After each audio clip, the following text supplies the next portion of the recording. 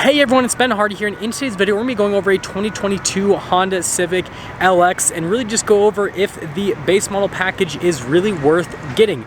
But first and foremost, a huge shout out and thank you to Stockton 12 Honda for giving me some time with this Civic. I do want to mention this is just going to be a walk around video for today because this car is pre-sold, so I'm not going to drive it in respect to the new owner. If you do want to see driving impressions for the new Civic, go check out my Honda playlist where I have reviewed two other cars here at Stockton 12, and then we do have driving impressions on those. But anyways, let's get into the video. So under the hood we have a naturally aspirated 2-liter 4-cylinder that goes through a CVT automatic transmission. Fuel economy is 31 around town and then 40 on the highway, with power outputs being 158 horsepower and then 138 pound-feet of torque. Now let's go over the front end of the Civic. First off, it's finished in Aegean blue metallic and it looks absolutely fantastic. You can see it just really pops here in the sunlight. Now coming down below, we actually get these reflector LED lights with the LED accent light, which is just really solid for an entry-level package. You've got all of the black accenting here on the front end as well. And then popping back up to the hood, still get those signature body lines, which just look really good. And then coming down below, got our Honda logo there in the center, and then notice all the trim down below is all blacked out on the side here as well. Looks really good and kind of overall just gives it a really good sporty look. But yeah, in that blue color, just look at that, fantastic. Now coming around the side here, we've got two 15mm tires wrapped around 16-inch wheels in the front and over in the back as well. And then going to the design on the wheels, I think they actually look really good. So what they've done here is you've got the metallic silver here on the top portion of the wheel, but notice that there's those small amounts of blacked out trim right there in the center portion of parts of the wheel. And so it gives it a really cool looking design and actually is pretty distinctive. And again, for an entry-level package, this is a really good looking wheel overall. And then aside from that, for the rest of the side, there's nothing too crazy happening. This body line right here really pops in this blue color, I will say that.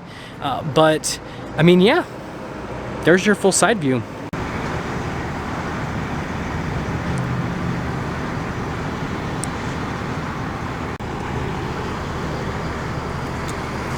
Now let's actually pop here into the rear of the Civic. So first off, we've got this latch right here that you can pull to throw down the seats there in the back. And then you've got these cloth floor mats that come with the Civic. Storage space back here, really solid, that is unchanged. And then you get a spare tire just underneath with all of the tools and everything to put it on as well. And yeah, they keep things pretty simple back there, so yeah. Now let's finish things up here in the rear. So just like the other Civics, you still get the Civic badge right there. You've got the Honda logo. There's no badge for the trim package itself.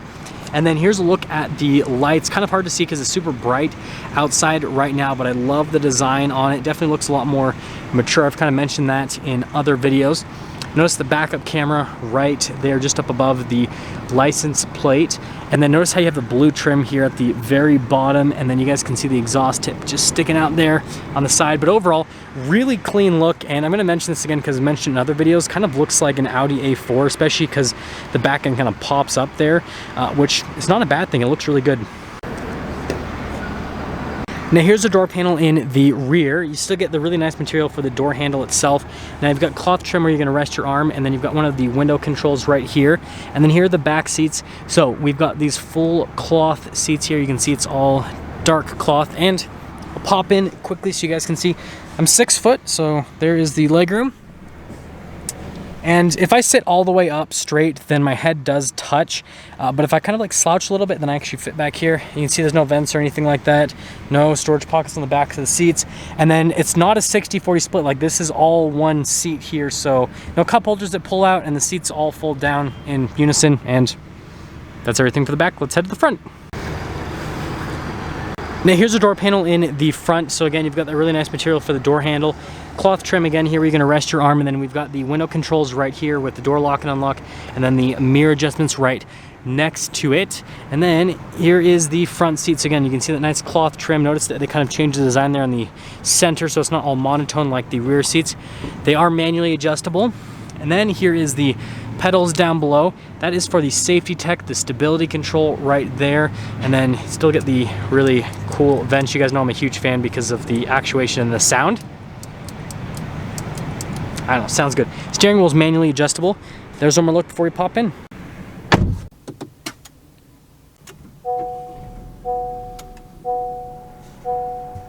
So here is the steering wheel. Material-wise, pretty basic, but you actually get some nice piano black trim all around. And then notice you still get steering assistance. We've got the adaptive cruise control as well, so good safety tech.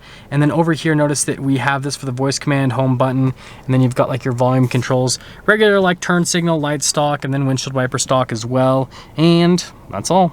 Now notice we have this full digital readout for the gauge cluster, and you still have all the menus you can go into. So for example, we can go into fuel and range, and it does a little flip thing when you go into the menus, which is, I know, pretty cool from an animation standpoint. But yeah, it's cool that even in the entry-level package, you still get the really nice gauge cluster. And then we do have our Econ mode, which is kind of like your good fuel economy mode, and then there is an S mode you can shift into, so drive, and then just below there's S, and then there's also L, which is kind of like your low range. So S would be kind of like sporty driving, and then L would be like if you're going down a canyon and you kind of want it to be in a lower gear, then it'll do that.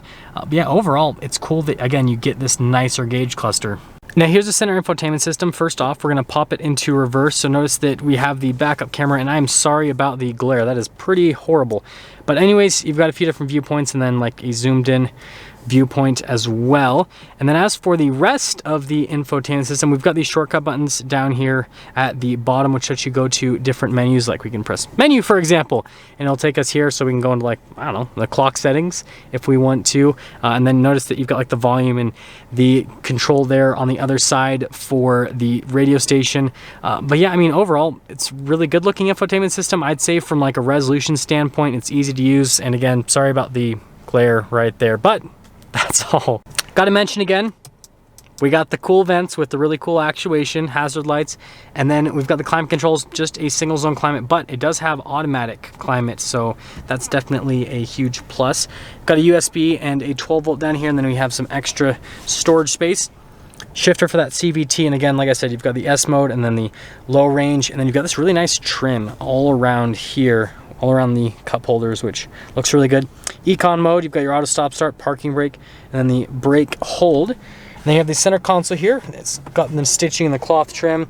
You can see storage space in there is pretty good, and they give you a tray here at the top.